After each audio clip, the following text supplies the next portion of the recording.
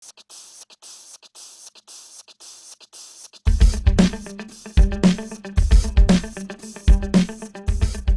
physicality of our shows is such that there's no way you're going to make that happen without preparation.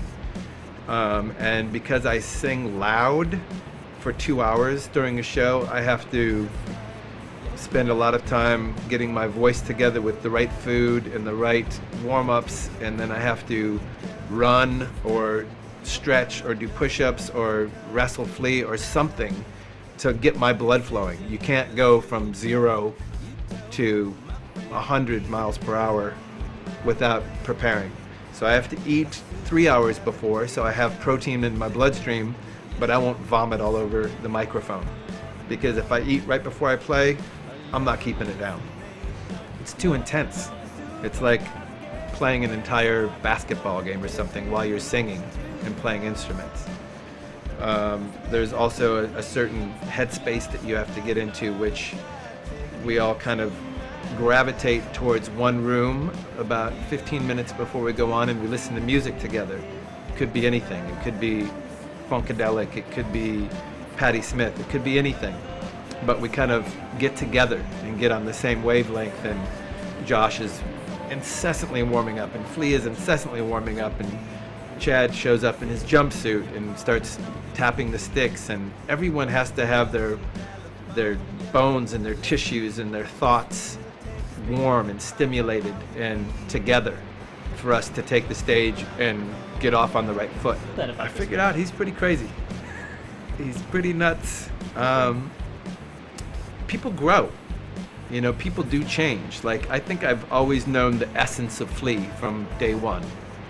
You know, his core, his soul, his whatever, his invisible energy, I think, still there.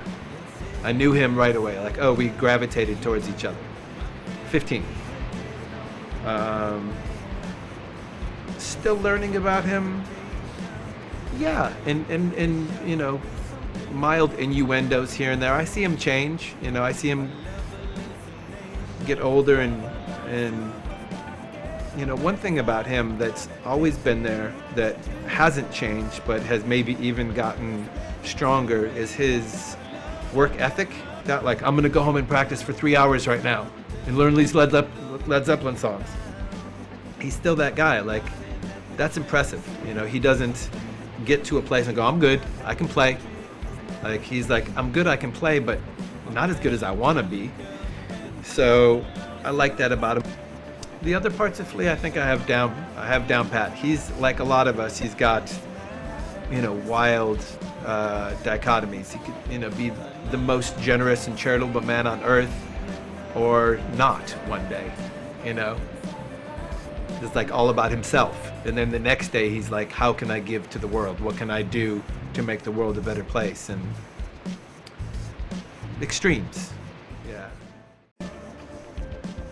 Those guys are really more lovers than fighters. They're used to getting their way, myself included. We're all really used to getting our way, and when we don't, we erupt until we get over it. So in the end, I think the relationship is good because we're not harboring, and we're not, like, you know, bottling up resentments and bad feelings. We let them out, which, you know, good thing. We've lasted this long.